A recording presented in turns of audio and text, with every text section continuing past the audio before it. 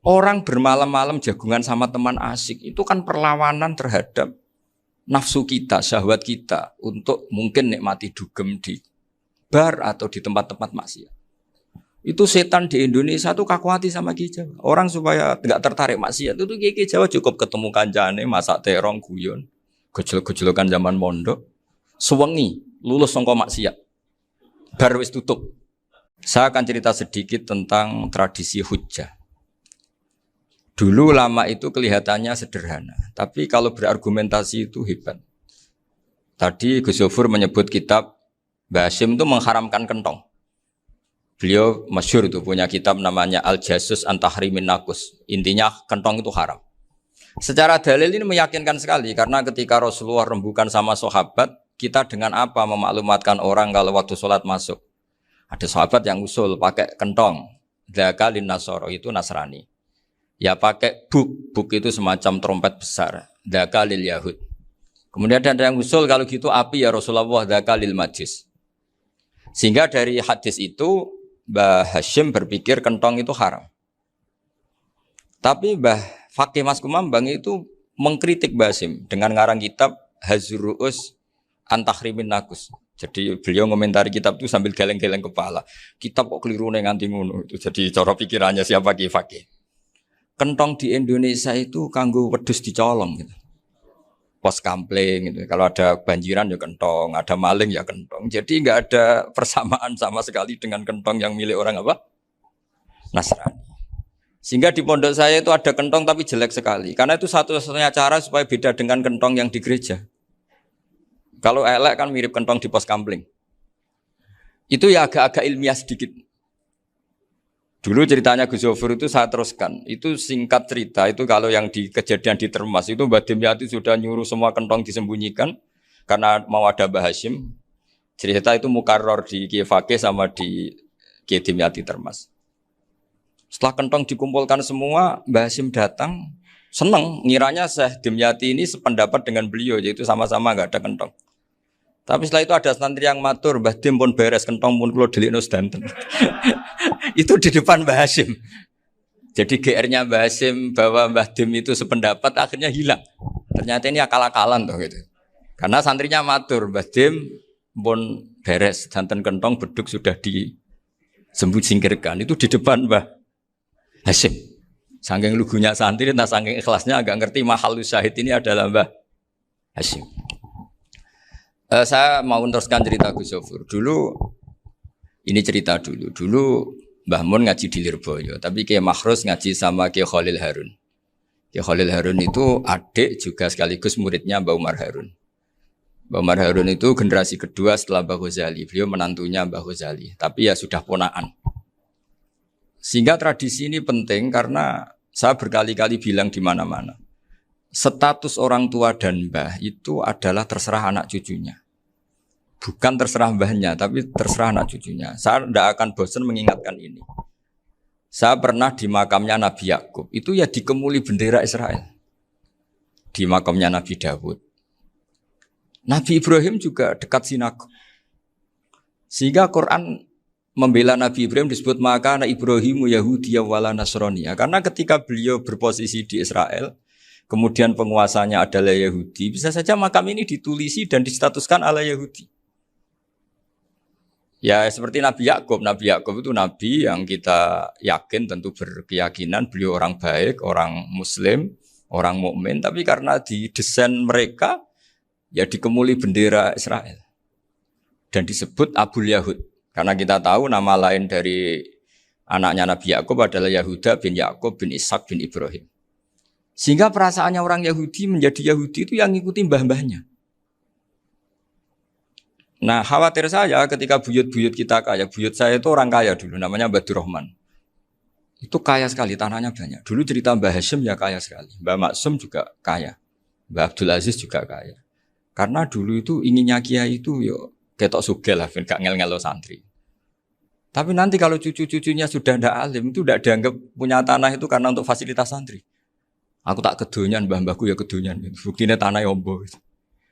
Karena dia akan menafsiri sesuai cara berpikir. Makanya sanad keilmuan yang diceritakan Gus Zofir itu harus diulang-ulang. Kalau nggak diulang-ulang, maka kita akan berpikir sendiri untuk menafsirkan masyayikhonal kiram atau ajdadanal kiram. Nah, ini yang bahaya, yang sering Quran mengingatkan. Jadi ada status yang disematkan oleh anak cucu kayak orang Yahuda tadi. Yahuda bin Yakub bin Ishak bin Ibrahim itu menstatuskan mbah-mbahnya yang bernama Ibrahim itu Yahudi. Sampai Quran sendiri yang bela makana Ibrahimu Yahudi wala Nasrani. Karena secara geografis sekarang Ibrahim di Israel dan otoritas itu juga milik mereka sehingga mereka bisa masang-masang atribut yang menunjukkan kalau itu Yahudi. Beberapa al-alim al-alamah yang minna itu sudah wafat dan kadang-kadang zuriyahnya itu tidak kita. Kalau sekarang orang bahasakan kubu sebelah. Akhirnya ya nggak boleh dikholi, nggak boleh diziarahi. Terus seakan-akan yaktaduna biroi, seakan-akan mereka berpendapat dengan pendapat syekh ini, padahal enggak. Nah sehingga tradisi ketersambungan sanad tadi, baik secara genetik atau secara asbab, itu harus terjaga. Saya beberapa kali banyaklah sering diceritain Mbah Mun. Dulu Mbah Munawir ini cerita ya, Mbah Munawir itu hak saking senenge kitab, ben santri ini so ngaji kitab. Itu kalau ada alumni Lirboyo, alim disuruh baca muin di sini itu Mbah Munawir ikut. Saking ingin tasjeknya, ingin ngajari santri bahwa ngapal Quran itu hafal tok, tapi yo paham. Dan penggalinya Mbah Munawir itu sampai klimaknya dulu Mbah Zaini itu nate nikah sama Nyai Komariah kalau nggak salah, binti Karim, binti Manap. Punya putra Gus Habib, Gus Toha yang diantara putrinya dinikahi Gus Rozin. Terus akhirnya kesampaian juga ketika Mbah Munawir punya mantu alim alama namanya Mbah Ali Maksum, angsal Nyai Hasyimah. Sampai Pondok Kramjak makruf bil ilmi, terutama ilmu sorof dulu karena Mbah Maksum itu komplain, fa'ala ya fulu kok terus fa'lan ya fa'ala ya fulu ya uful gitu kan. Masuk fi'il kok jejer isim gitu. Jadi dulu kata Mbah Mun itu ada persaingan ilmu sorof, sorofnya Mbah Maksum Ali Kuaron sama Mbah Ali Maksum Jogja. Jadi wali antok yang satu Maksum Ali Kuaron, yang satu Ali Maksum. Ya itu dulu saingan ngarang sorop. Nah ini yang menang siapa? Ya terserah duriannya. Kalau duriannya keren ya menang karena terserah yang kampanye. Saya bayangkan adekan Mbah Zubair tidak punya anak sealim Mbah Mun. Mungkin kalau Mbah Zubair juga tidak sewow kalau punya putra Mbah Mun. Karena saya berkali-kali bilang kalau dalam syair Arab itu kama takarroma kadang dilafatkan kama tasyarrofa bi Muhammadin adnanu. Orang berpikir Adnan itu siapa? Itu karena ada Nabi Muhammad SAW. Orang mencari-cari Mbah Mun itu mencari Mbah Zubair karena ada Mbah Mun. Orang mencari Mbah Dahlan karena ada Mbah Zubair. Wong kok alime ngono iku bapake sapa? Wong kok alime ngono iku putune sapa? Tapi kalau kita ini sudah ndak alim, ini orang sudah nggak tertarik nyari-nyari leluhurnya karena dianggap selesai. Jadi yang tanda kutip yang menghabisi mbah-mbahnya itu ya mesti cucunya. Ini mau ngamuk, mau peringatan, tapi ini juga peringatan pada diri saya sendiri. Jadi sehingga zuriyah ini penting. Kenapa para nabi mesti donga zuriyatan thayyibah? Kenapa selalu berpikir tentang zuriyah? Wa ja'alaha kalimatam baqiyatan fi aqibi. Karena zuriyah ini yang nanti bisa menstatuskan leluhurnya. Seperti tadi cerita Mas Maftuh ini tak puji betul. Saya hari ini tidak ingin gojlok. Supaya kewalian saya tidak tergerus oleh kedoliman. Saya pernah diceritain Gus Zofur juga sering baca buku tentang Mbah Maksum. Dulu Mbah Maksum kalau wasiat kembali ya gitu. Kamu harus NU dan harus mempertahankan NU. Tapi tidak dengan cara membenci Muhammadiyah. Dulu Mbah Mun juga sering cerita. Dulu Mbah Hasyim itu ngaji Syekh Mahfud. Nah Mbah Ahmad Dahlan dulu namanya Darwis sering ngaji sama Syekh Khotib Minangkabau. Zaman itu Syekh Khotib sudah modern. Sudah ikut gerakan Abdu, gerakan Almanar. Sehingga bawaannya Mbah Ahmad Dahlan ini agak agresif. Yang Mbah Hasyim karena hanya mulazim di Syekh Mahfud, hanya sesekali ngaji Syekh Khotib, beliau lebih seperti itu. Dan dua beliau ini sama-sama pernah ngaji Mbah Soleh Darat di Semarang. Mbah Hasyim sama Mbah Ahmad Dahlan yang dulu namanya Darwis. Jadi ini masih min minuskatin wahidah mimam bain wahid. Sehingga kita tidak kaget ketika Mbah Ali Maksum mengomentari Muhammadiyah itu masih ahli sunnah wal jamaah. Makanya nanti terakhir saya baca kitabnya Mbah Ali dan sering saya pelajari. Andai kan kita ini sepakat dengan ilmu, ya kita tahulah. Kalau Abu Hanifah itu tidak kunut, Imam Syafi'i kunut. Berarti kunut itu madzhabnya Abu Hanifah, bukan madzhabnya Mbah Ahmad Dahlan. Apa ndak kunut itu madzhabnya Abu Hanifah, bukan madzhabnya Mbah Ahmad Dahlan. Kita kunut itu madzhabnya Imam Syafi'i, bukan madzhabnya Mbah Hasyim. Ini semuanya masih dalam bingkai ilmu. Adzan qabla subhi juga riwayatnya jelas. Tidak adzan ya sudah perilaku kita sudah jelas. Dulu Mbah Mun sering didik kita gitu. Saya sering dengar cerita kalau dulu Pak Arif Fakhruddin begitu hormat sama Mbah Ali, apalagi zuriyahnya Mbah Azhar Basir, karena beliau dulu do ngaji di Termas. Dulu itu enggak ada masalah karena semuanya dianalisis pakai ilmu. Tapi sekarang pakai identitas, yang kunut tuh NU, yang enggak kunut Muhammadiyah. Berarti Abu Hanifah itu Muhammadiyah, Imam Syafi'i itu NU. Berarti Imam Syafi'i itu ya anak buahnya Ki Miftahul Ahyar kira-kira gitu kan anak buahnya Pak Said Akil. Kan terus jadi repot. Dulu kita ini pengagum ilmu, bukan pengagum perbedaan. Sehingga di sini yang saya kagum dari sekian ceritanya Mbah Ali Maksum, supaya kitab ini to the point, supaya nggak lama-lama karena waktunya juga. Nanti kalau kemalaman ini kena semprit ini sudah. Ini diantara yang diceritakan Bali itu unik. Imam Syafi'i itu sering tawassul, sering wasilah sama siapa itu? Abu Hanifah. Ini sudah tak petakan, saya baca yang sensitif lah. So, yang ini ya. Ziyar al-Babus Samin, terus sebentar ini yang bab tawassul.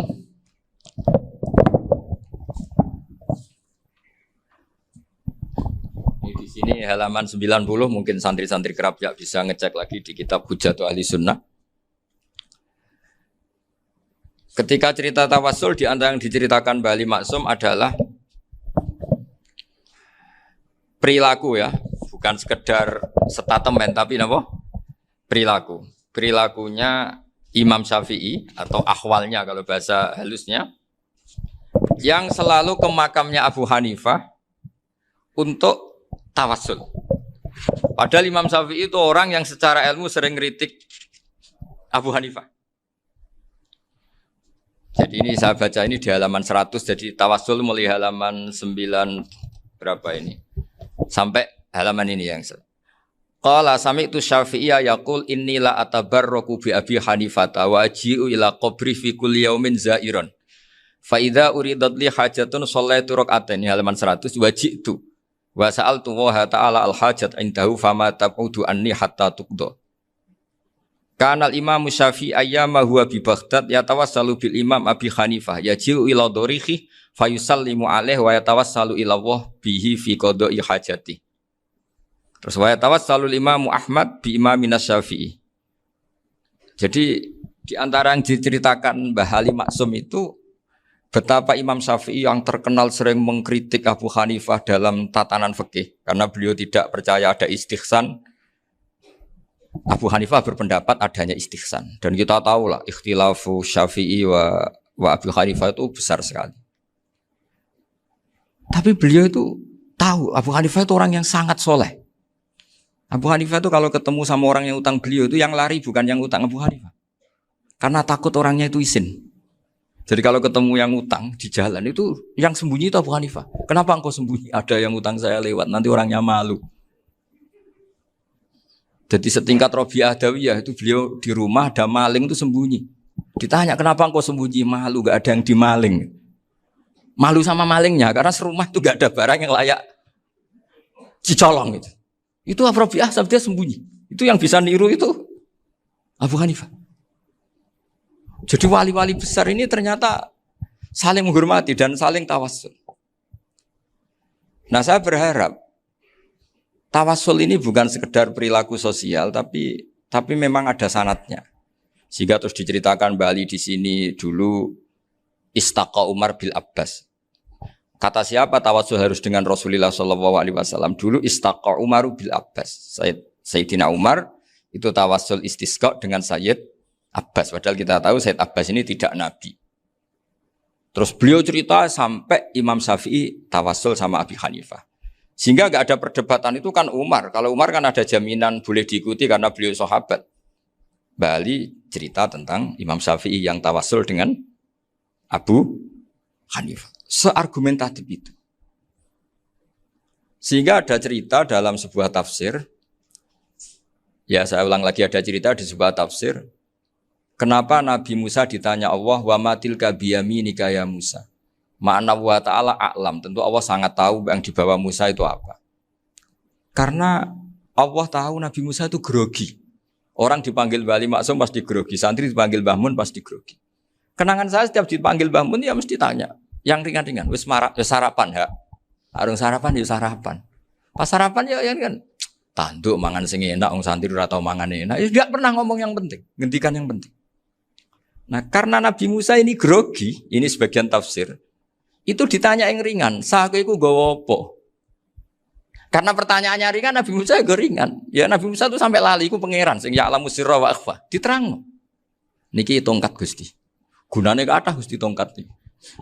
Qala ya aso ya atawakkau 'alaiha wa ahusyu biha 'ala ghanami wal ya fiha ma'arifu ukhra. Oh, tongkat Gusti niki penting mesti. Nggih nak. Nggih macam-macam lah Gusti. Atawakkau 'alaiha wa ahusyu biha 'ala ghanami kangge menghalo kambal. Masih terangno terakhir dan yang lain-lain Gusti. Wal ya fiha ma'arifu ukhra. Sehingga akhirnya rileks. Karena Nabi Musa terus ngerti. Ternyata ketemu pangeran itu gak seserem yang saya bayangkan gitu. Pertanyaannya ringan. Itu ada ilmunya. Tapi cerita ini yang versi tafsir ini tidak yang seperti di Manaqibul Ghazali. Di beberapa kitab tentang Manaqibul Ghazali diceritakan di alam roh Nabi Muhammad SAW itu yubahi bi ummati, saking yubahinya sampai ngendikan ulama ummati ke anbiya Bani Israel. Ulama umatku itu pinternya atau statusnya itu mirip-mirip lah. Kaf itu ya mirip-mirip lah, mirip-mirip kayak ulamanya nabinya Bani Israel. Akhirnya Nabi Musa itu tersinggung sekali. Bagaimana mungkin ulama disamakan dengan apa? Nabi. Sehebat-hebatnya ulama itu kan tidak akan yabluhu darajatan nubuwah atau yartaqi ila darajatin nubuwah. Itu akhirnya, ya kalau kamu nggak percaya panggil. Yang dipanggil Imam Ghazali. Ya Nabi Muhammad juga nggak mau kalah itu. Kalau manggil ulama RT ya kalah keok. Gitu. Akhirnya Imam Ghazali datang, ditanya sama Musa, Mas Muka, nama kamu siapa? Ana Muhammad bin Muhammad Al-Ghazali At-Tusi Asy-Syafi'i. Itu disebut panjang. Terus Nabi Musa guyu-guyu. Kamu lama kok ngomong yang nggak penting. Ditanya namanya kok penjelasannya sepanjang itu. Dianggap itu satu kesalahan. Masa tanyanya nama kok ditanya. Jawabnya Muhammad bin Muhammad Al-Ghazali At-Tusi Asy-Syafi'i. Kepanjangan itu. Ketika Nabi Musa agak mencibir, agak gimana itu. Terus jadi Imam Ghazali, kalau ini masalah, lebih masalah jenengan. Apa itu? Yang tanya jenengan tuh Allah ya alamu sirra wa akhfa. Dan Allah hanya tanya wa ma tilka biyaminika ya Musa. Harusnya jenengan jawab aso ya titik, bukan kepanjangan. Atawakkau 'alaiha wa syubha itu kepanjangan. Allah tanya yang di bawah kamu itu apa? Yang di tangan kamu. Harusnya jawabnya hanya aso ya. Tapi kenapa penjelasannya sepanjang itu? Sampai terakhir waliya fiha ma'arifu ukhra. Terus pinter tenan jadi gitu. Terus ada Nabi Musa terus bilang, ya pinter tenan aja gitu.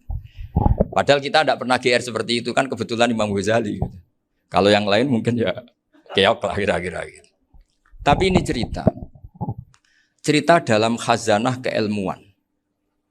Benar yang dikatakan Gus Zofur. Saya termasuk orang yang pernah mondok Lirboyo Pasanan. Jadi setelah saya disuruh nemani Gus Kamil, tahun berikutnya Gus jenengan disuruh. Pokoknya anakku mbok sak wulan lah kudu tau mondok Lirboyo. Piye-piye aku tau ngaji Wakarim. Terus yang disuruh mbaturi Gus Kamil itu saya. Jadi saya pernah 1 bulan tuh di Lirboyo.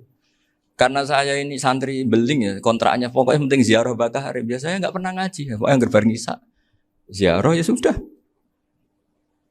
Ngaji bas subuh ingat saya sama Gus Imam. Itu dari 17 hari ingat saya ngaji 2 kali. Tapi kalau ziarah ke Bakarim sudah lupa jumlahnya karena memang kontraknya disuruh ziarah. Sampai seperti itu. Dan saking senengnya bangun sama Mbak Karim saya masih ingat. Ngamplopi salam template itu masih ingat untuk Gus Anwar, untuk Gus Imam, untuk Gus Kafabi, termasuk untuk Gus Maksum. Itu malam-malam saya dijak ngamplopin. Zaman itu saya masih ingat selawewu. Zaman itu kos 1 bulan itu 13.000. Jadi kira-kira kalau 25.000 itu untuk kos 2 bulan. Jadi saya krusnya itu pakai kos. Saya masih ingat Mondok Sarang itu kos 1 bulan 13.000. Berarti kira-kira 500.000 itu di amplopin sendiri sama Bang. Ini untuk Gus War, ini untuk Gus imam ini untuk Gus. Padahal Gus Imam ini mondoknya sudah di Mbah Mun. Itu Mbah Mun hormatnya sampai untuk jatah salam tabligh. Nah yang ribet kebalikannya, kita pulang Gus Imam karena melihat Gus Kamil ini putrane Mbah Mun, Gus Kamil disangoni. Saya juga disangoni karena Gus Imam dulu ngaji juga sama Pak D saya, sama keluarga saya. Itu kata Gus Kamil setelah keluar, mau agak muni gua abal, boten berarti gua aku. Karena ini penting. Ini kalau sampai dianggap tukar guling, ribet deh. Jadi ditakwil sendirilah. Mau gak muni gua abal ya, boten wis, yes berarti halal. Tapi sama Mbah Mun ya ditanya. Ditanyanya bukan apa karena untuk meneruskan tradisi bahwa kalau kiai ketemu itu ya saling memberi hadiah, saling itu sudah faqaddimu baina adana juwakum apa? Sedekah. Sehingga ketika Kapya ini punya Bali Maksum alim alama, kemudian melahirkan murid-murid yang juga ipar kayak Mbak Warsun bisa ngarang apa Kamus Al-Munawwir, Pak Bik juga punya karangan Kamus Al-Mu'asir. Saya itu punya semua. Karena ini adalah buah dari bahwa kita ini tidak kalah sama produk-produk yang di sana. Bahwa produk di kita ini sudah cukup untuk mengantarkan orang menjadi alim alama. Dulu Mbak Zubair ke Mekah ya sudah alim alama. Gus Zufur ke Al-Azhar sudah alim semua. Teman-teman kita ke Mekah itu sudah alim semua. Padahal produk mondoknya ya tadi. Mau digojlok kiai ini, terus mangkel be keamanan biasanya. Biasanya musuh besar pondok itu keamanan. Jadi ya bukan berarti gojlok ibunya Gus Maftuh enggak. Biasanya keamanan itu musuhnya apa? Banyak. Itu tradisi keilmuan itu harus dijaga dengan hujjah dan dengan tadwin, dengan pembukuan.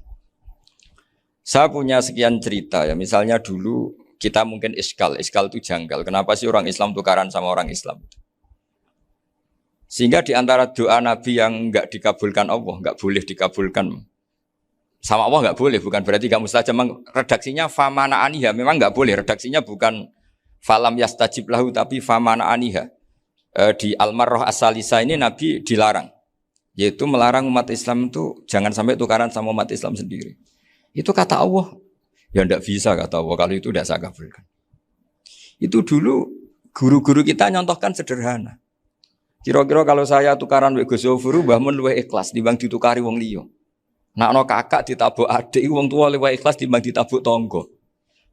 Barokahnya membaca kita lebih mentoleransi. Kalau ada Mbah Hashim dikritik Mbah Fakih Mas Kumambang, kita ikhlas itu. Tidak dikritik guru PAUD, itu kan. Atau dikritik orang-orang yang nggak bisa ngaji. Artinya ternyata keliru kita bilang kiai kok tukaran. Justru bagus kiai tukaran. Dibanding kiai dikritik guru PAUD atau dikritik orang-orang yang nggak bisa baca kitab. Akhirnya barokahnya baca kita menjadi tahu. Dulu Mbah Mun sering cerita, ini masih cerita silsilah ya. Jadi Bali Maksum tadi kita tahu di antara guru besarnya Bali Maksum tentu Mbah Mahfud Termas. Beliau adalah adik dari Kiai Mahfud Termas. Mbah Dimyati ini adik Kiai Mahfud Termas. Itu punya saudara namanya Abdul Razak, juga punya saudara namanya Dahlan. Itu yang membawa Thariqah Syadiliyah di Solo Raya. Yang sekarang alhamdulillah diteruskan Gus Wafi. Dulu di antara pesannya Mbah Mun ke saya, hak Wafi kandani kon ziarah ning Mbah Dimyati. Mergo Thariqah Syadiliyah dulu itu yang bawa keluarganya Mbah Dimyati. Jadi semuanya ini masih dzurriyyatan ba'duha min ba'd. Nah pesan saya karena tadi Mbah Munawwir yang termasuk orang pertama yang bawa Quran, bawa qiraah sab'ah. Kenapa saya bilang termasuk? Karena kalau bilang paling pertama ini nanti butuh data. Dan itu agak kerepotan lah. Tapi yang jelas mimman istahara lah. Mimman istahara yang membawa sab'ah ke sini itu adalah Mbah Munawwir. Terus beliau ngajarkan diantaranya ke Mbak Arwani, pakai kitab Satibi, pakai kitab Nazmus Satibi. Terus Nazmus Satibi itu diteruskan oleh Mbak Arwani, ditulis. Yang nulis dulu Mbak Dola Salam. Bapak saya itu murid Mbak Dola. Dulu Mbak Dola sebelum ke Mbak Arwani ngaji sama Ki Said di Sampang. Bapak saya sebelum ngaji di Mbak Dola sudah hafal Quran lewat buyut saya sendiri namanya Ki Zubaidi. Yang Ki Zubaidi akhirnya jadi menantunya Mbak Ahmad Su'eb. Jadi buyut saya kandung ini namanya Sofia, itu angsal keluarga Lasem yang adiknya. Sofia ini punya adik Badi'ah yang jadi ibunya Ki Sahal. Terus Ki Sahal punya Mbak Yu namanya Muzayanah, punya di Garwa Ki Mansur punya anak Gus Qayyum. Jadi dulu ibu saya, ibunya Gus Zofur, ibunya Pak Maftuh itu semuanya di Lasem. Karena saya dari keluarga Gen ya Lasem, dari keluarga sanad guru ya Lasem. Tapi Lasem Bahdawi itu dulu ngajinya di Mbah Umar Harun di Sarang. Nah, Mbah Umar Harun ini menangi Sayyid Ahmad Zaini Dahlan. Sayyid Zaini Ahmad Zaini Dahlan ini punya cucu keempat yang hidup di Sedan, terus makamnya di Lasem. Namanya Habib Haidar, itu yang nulis biografinya Mbah Maksum. Mbah Maksum bukan Bali, biografinya Mbah Maksum. Itu ditulis oleh Habib Haidar, namanya Haidar bin Hasan bin Sodaqoh bin Ahmad Zaini Dahlan. Nah, Habib Haidar ini menantunya Sayyid Hamzah Sato. Hamzah Sato itu Hamzah bin Abdullah bin Umar. Itu kakaknya Sayyid Abi Bakar Sato, Sohibul I'anah. Nah, Sayyid Umar ini yang dulu ngajari mbahnya Mbah Mun namanya Ahmad bin Syuaib. Nah, di antara ajarannya adalah baca kitab-kitab kecil yang bisa dihafal. Dibawalah ke sarang jadi metode muhafadzah. Tapi kemudian lama-lama oleh pondok itu jadi syarat kenaikan kelas. Dulu gak ada muhafadzah untuk kenaikan kelas ya, supaya orang alim itu harus hafal. Lama-lama dipakai syarat untuk muhafadzah. Jadi semua ini sanad harus kita ingat supaya kita bisa menjaga tradisi. Termasuk tradisi ini kiai seneng jagungan, terus ngomong ra penting. Itu juga sanad. Setahu saya Mbah Mun itu kalau ketemu bapak ya guyon terus. Saya punya kenangan tuh yang dulu agak iskal tuh begini. Ada isu lah, entah isu entah hoax entah apa, ada kaji itu agak beling itu, pokoknya beling lah. Seneng siapa itu, rondo lah apa. Pokoknya beling gitu. Ketika Mbah Mun dilaporin tamu kalau kaji itu beling sama rondo itu. Mbah Mun tanyanya lucu. Lho ayu no cung. Wahyu banget Mbah. Wahyu. Itu bapak juga bakas ayu nih. Dulu saya sekali ini kiai kok bakas wong ayu, bakas budine barang lah kira-kira gitu. Tapi setelah saya tambah alim, tambah ngerti itu, kata bapak gini, ya apik bakas ayu hak, timbang iya, no malah kozaf. Ternyata seni. Sekali Mbah Mun atau bapak bilang, waji kok zino kaji, maka larinya ke kozaf. Maka menghindari bahasa menuduh, ngomong yang nggak penting. Loh ayu no. Jadi kiai dulu tuh orang sok suci tapi menghindari hal-hal yang jadi punya seni untuk ngelola kehidupan. Orang bermalam-malam jagungan sama teman asik itu kan perlawanan terhadap nafsu kita, syahwat kita untuk mungkin nikmati dugem di bar atau di tempat-tempat maksiat. Itu setan di Indonesia tuh kakuati sama Ki Jawa. Orang supaya tidak tertarik maksiat itu Ki Jawa cukup ketemu kancane masak terong guyon, gejol-gejolokan zaman mondok, sewengi lulus sangka maksiat. Bar wis tutup. Perlawanannya sederhana, enggak pakai tahajud, enggak pakai wiridan. Karena Ki Jawa juga koyoke rapati potongan ahli ibadah gitu. Itu jagungan. Gitu. Jadi setahu saya itu pernah lihat Bali itu sekali ketika beliau ngisi ceramah di Mbah Hamid Bedowi. Saya masih kecil diajak bapak. Dulu kalau bapak ngelihat Bali sama Mbah Hamid itu mesti nangis. Karena dua orang alim bertemu. Yang akhirnya ya bisanan itu. Mbah Hamid punya anak Gus Nasih, di sini ada Mbah Nafisa, terus jadi Mbak Salih Hindun itu. Jadi dulu tuh ya guyon terus ketika ketemu. Itu yang sering bodoni Mbah Hamid itu ya Ki Bisri. Ki Bisri itu kalau datang ke Ki Hamid Pasuruan, nak wali tenan aku teko ditata nomangan. Jadi ukurannya ya. Ternyata sampai sana dikei mangan tenan. Masih belum mengakui, kan nak wali tenan aku iki kiai rung di mobil, dongakno aku di mobil. Sudah kalah satu seri itu masih gak terima. Lalu itu Mbah Hamid akhirnya berdoa, ayo monggo, mungkin-mungkin Ki Bisri gak ada mobil. Itu setelah didoain masih tanya, mereknya apa merek? Jadi itu Mbah Hamid jawab, yo paling Holden itu, paling Holden. Itu nyari mobil itu ya adalah dapatnya Holden. Suatu saat Mbah Bisri diundang Mbah Hamid gak dikasih bisar, karena utangnya sudah banyak Mbah Hamid, Mbah Bisri ini utang doa tadi. Itu ya gak dikasih besar ya gak mau kesang apa-apa kelambimu kayak aku. Didol sama muhibbinya Mbah Hamid. Itu harganya melebihi jatah bisaroh. Ketemu Mbah Hamid. Kang, susu Kang, mergo. Jadi dulu itu rileks, makanya ini yang diceritakan ke Zofur. Sebetulnya kalau kiai-kiai itu bersanad itu ya rileks, hidupnya itu rileks. Karena rileks ini perlawanan terhadap kemungkaran. Saya dulu musyawarah sering sama Gus Zofur usul fikih. Itu jelas di antara yang ditulis Lubil Usul itu.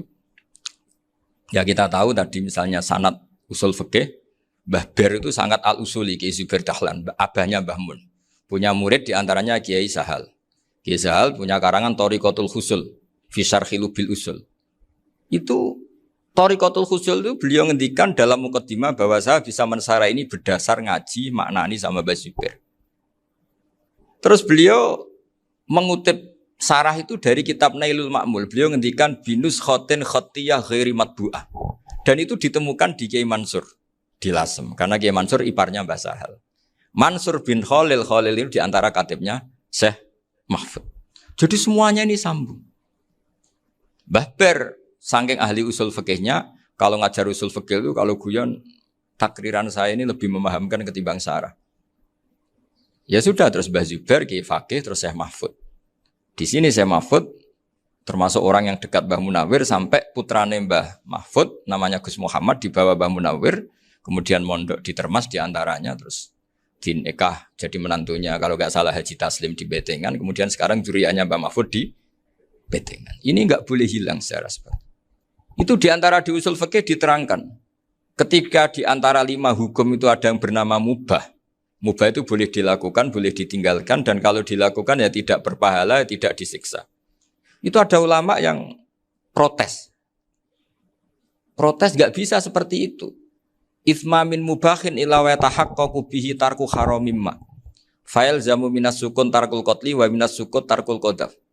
Tidak bisa, mubah itu tidak ada. Kalau kiai jagungan semalaman, itu Allah ngitungnya itu hada taroka dugem, wahada taroka delok dangdut, wahada taroka kada wakada. Oh, itu luar biasa. Dan kita ngikuti yang seperti itu saja. Gak usah tahajud, gak usah witir telulas, kaya ora kuat timbang gremeng. Sewengi jagungan, setan ngenteni kita tergoda maksiat, ternyata maksiatnya sampai tutup, kiainya masih apa? Jagungan. Jadi jagungan saja ada ilmunya bahwa itu perlawanan terhadap tarkul ma'asi. Sehingga bagaimana Anda katakan mubah ini mubah, toh gunanya adalah tarkul haram. Meskipun efek mubah juga bisa tarkul wajib, wae bojo blonjo turu. Ya kan wae ngrumati ibuke turu. Itu halal wajib. Jadi mubah itu resikonya ya bisa tarkul wajib, bisa tarkul haram. Sehingga kalau sanad ini terjaga secara baik, secara kultur, saya sering juga sakuan sama Gus Yofur, itu mesti tak niati gitu. Jagungan wong alim gue ibadah dan menikmati ibadah adalah dabul auliya wa dabul ulama. Kata Imam Ghazali, pada akhirnya waqud buhadatin al istilzat bil mubahat. Kata Imam Ghazali, pada akhirnya qutbu hadatin, madaru hadatin, pokok dari agama ini adalah melawan kemaksiatan dengan kita menikmati al-istidzat bimbah. Kita menikmati sesuatu yang dibolehkan Allah Subhanahu wa taala. Dan seperti ini itu bisa qasmu dhuhri syaitan, bisa menghancurkan punggungnya setan. Karena kalau melawan setan dengan ibadah ini kadang kita capek selain isra potongan. Tapi nak kangkang ning komplek H gitu jagungan mbek kancane, ngenang melarate, mbok ngenang ras sekolah ramunggas, kenangan sing ramunggas diarani istiqomah. Gitu kan. Diarani tulus zaman, kok sing munggah dianggap kesusu. Saya ini punya pondok Quran, kalau ada yang hafal 3 tahun mesti digojol kancane. Gak apik kesusu itu. Kesusu itu mesti tidak barokah karena tergesa-gesa apa? Hatam. Sehingga yang enggak hatam-hatam itu kayak partai mayoritas. Ini yang partai tulis zaman katanya. Ahli sabri katanya. Akhirnya di pondok gara-gara itu mau guyon tapi enggak ada stigmasi yang enggak naik. Di Pondok Sarang itu saya punya teman itu banyak yang sekelas dengan saya, sekelas sama Gus Kamil, akhirnya sekelas dengan Gus Sofur. Padahal saya ini kakak kelas. Saya temannya, Gus Kamil temannya Gus Sofur. Ini anak ini nggak pernah naik, itu nggak dicibir di pondok. Karena guyonan tadi, guyonan bahwa ini bagian dari bentuk apa? Istiqomah. Nanti yang goblok juga tenang. Karena kiainya cerita, kadang santri goblok ya barokah. Di sini pondok akeh santri ora tau sinau ning omah dadi kiai gede.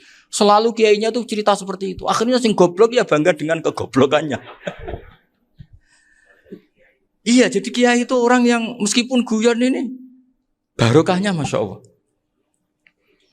Dan setahu saya kiai-kiai alim itu ya senengannya guyon karena tadi guyon itu luar biasa. Bapak saya itu kalau pesan sama saya itu enak ngaji ya guyon nice. Wong ning omah mikir utang, mikir wedi bojo macam-macam kok ngaji mbok jak nangis pisan, nangis ping pindho katanya. Sudah jak guyon ae.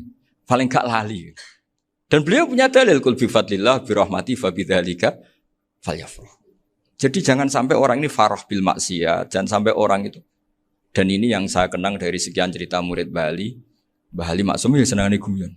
Gojlok-gojlokan mbek santri guyon. Ini saya maklumatkan ke semua santri beliau bahwa ini bukan sekedar guyon, tapi al-istildad bil mubahat. Ini adalah perlawanan terhadap setan karena banyak orang bisa senang tuh kalau nunggu maksiat. Ini bisa senang dengan sesuatu yang tidak maksiat. Itu kayak apa hebatnya? Makanya Nabi itu kalau ketemu sahabat ya sering ngendikan yang ringan-ringan. Ya Umar, ma'afalan duher, jom. Mana piye ije. Kalau ketemu anak kecil ya. Nanti ketemu yang tua-tua yang sudah enggak bisa mikir, ya cerita-cerita saya mohon sekali murid-murid kerap ya. Jangan hanya ngaji fikih. Kalau hanya ngaji fikih itu posisi Abu Hanifah itu seakan-akan nyun sewu orang yang sangat tidak ahli hadis. Karena beliau di situ kelihatan kalah sekali dengan Imam Syafi'i. Apalagi di perdebatannya Muhammad bin Hasan Asy-Syaibani dengan Imam Syafi'i itu kelihatan sekali betapa Abu Hanifah itu orang yang nyun sewu ditinggalkan dalam ilmu hadis. Sampai beliau hanya dapat gelar min ulama ahli ra'yi, termasuk ulama yang kuat logikanya. Juga harus baca kitab-kitab seperti ini. Ternyata di balik Imam Syafi'i mukhalif pada beliau di bab-bab fikih, perilakunya sangat hormat. Sampai beliau tuh kalau tawassul ke kuburannya Abu Hanifah. Dan beliau ngendikan an-nasu fil fiqhi iyalun ala Abu Hanifah. Semua orang yang ahli fikih itu masih anak buahnya Abu Hanifah. Saya berkali-kali cerita, mazhab Syafi'i itu alatut tadhir hanya dua, yaitu al-ma' wa turab. Abu Hanifah nambahi wanar. Alasannya Abu Hanifah, orang mukmin yang dosanya banyak itu dibakar di neraka. Dan alasannya Allah litadhirihim, untuk mensucikan mereka. Sehingga pikirannya Abu Hanifah, an-nar itu min alatit tadhir. Apa yang terjadi ketika bata itu, batu bata yang dibakar, di situ campur teletong, campur apa-apa. Itu kalau sudah mazhab Abu Hanifah selesai, sudah suci. Karena sudah ngelewatin pembakaran. Meskipun kita tidak akan kalau kehilangan air terus wudu dengan api, bisa bunyak semua itu. Tapi apapun itu menjadi solusi. Sehingga saya punya kitab namanya Ikhtilafu Malik, Ikhtilafu Malik wa Abu Hanifah atau Ikhtilafu Syafi'i ma Abu Hanifah. Itu kelihatan sekali kalau Abu Hanifah itu nyuruh posisinya kalah. Karena yang ngarang orang-orang Syafi'i. Tapi kalau melihat kitab-kitab kewalian, misalnya di kitab Mizan Kubro ini juga sering disebut kisah itu Mbah Ali Maksum tentang Imam Sa'roni. Berkali-kali beliau mengutip Mizan Kubro. Itu Abu Hanifah adalah orang yang sangat mukasyafah. Artinya ketika Nabi cerita air wudu itu menjatuhkan dosa, tidak ada air wudu yang jatuh ke kamu kecuali saat itu juga dosa kamu jatuh. Itu beliau datang ke Madharota Kufah. Kemudian beliau bilang sama si orang tua tadi, tub anizina. Orangnya terus bilang atubu minazina. Ada lagi pemuda datang dibilangin tub an uquqi walideka. Terus bilang tub tu an uquqi walidayya. Sampai yang terakhir ada tub an simai alatilahwi atau an samai alatilahwi. Terus tub tu an samai. Ketika orang itu ditanya, kenapa engkau begitu tahu dosanya apa? Saya tahu air wudu ini menjatuhkan apa. Jadi kira-kira kalau zina mungkin ya batang babi lah. Kalau hanya sekedar melihat bak-bak mungkin ya curut atau tikus lah kira-kira gitu. Nak dulu diluk ya mungkin ya tikusnya cilik gitu. Nak dulu suwi ya tikus werok itu atau apalah. Pokoknya beliau itu tahu. Tapi anehnya Abu Hanifah apa? Setelah itu dia nangis minta mukasafahnya ditutup. Ya Allah, saya ini mukasafah kok malah menjadi tahu sawatil mukmin. Padahal aturan syariat jenengan man satara musliman satarahu, bahwa enggak baik melihat jeleknya orang mukmin. Minta ditutup. Makanya saya ini bangga ada mukasafah. Makom yang kita sampai sekarang tuh makom setelah Abu Hanifah mukasafah. Jadi Abu Hanifah repot-repot mukasafah, minta makomnya ditutup tidak menjadi mukasafah. Dan alhamdulillah kita sudah tidak mukasafah sebelum minta ditutup. Jadi kita ini keren. Keren karena aturannya itu man satara musliman satara huwa, yang tidak tahu aibnya orang muslim maka Allah akan nutupi aibnya di akhirat. Dan kita alhamdulillah barokahnya tidak mukasafah, tidak ngerti aibnya orang mukmin. Jadi kita harus pakai patokan ilmu. Saya ulang lagi, kita harus pakai patokan. Makanya saya tahu betul ketika Kiai Hamid Pasuruan, beliau dulu ngaji Jamul Jame, ngaji Juman, Mbah Ali Maksum di sana sama Gus Habib, sama Gus Muhammad bin Mahfud. Termasuk mbah saya kandung dulu Kiai Sidik. Mbah saya yang dari itu juga ngaji di Termas. Bapak saya dulu Kiai Nur Salim ngaji di Buyut Baiti. Dulu itu kawin juga sederhana, kayak cerita Gus Zofur. Jadi bapak saya kandung itu Kiai Nur Salim itu ngaji di Mbah Baiti. Mbah Baiti itu adik kandungnya buyutnya saya dari ibu. Nah, Mbah Bedi itu teman akrabnya mbah saya namanya Kiai Nursam, Mbah Nursam. Singkat cerita terus Nur ke Jorabi arah Tarabekno itu. Setelah bapak saya ke Badullah mau ditawarin jadi mantu, kata bapak saya kula pun dipek mantu Mbah Bedi. Akhirnya dapat ibu saya itu. Karena ibu saya itu cucu Mbah Bedi, cucu lambung. Jadi mbahnya ibu saya itu Mbak Yunya Mbah Bedi. Namanya Mbah Sofia tadi yang dapat Mbak Idris itu. Yang Mbak Idris ini bin Umar. Ya Mbah Umar yang mbahnya Mbah Hamid itu. Hamid bin Abdul bin Umar. Kalau bahasa itu Fatimah binti Idris bin Umar. Dulu kecilnya Mbah Idris namanya Abdul Khalik. Kalau kecilnya Mbah Hamid namanya Abdul Mukti. Kalau kecilnya Mbah Maksum namanya Muhammadin kalau nggak salah. Dulu itu orang dulu itu namanya dua-dua karena diganti ketika musim apa? Haji.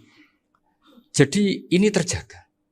Sehingga tidak ada ceritanya kiai-kiai yang jagongan kemudian santrinya itu yang agak-agak khawatir. Kiai kok sungi-sungi jagongan, gak tahajud, gak duha, itu tidak ada.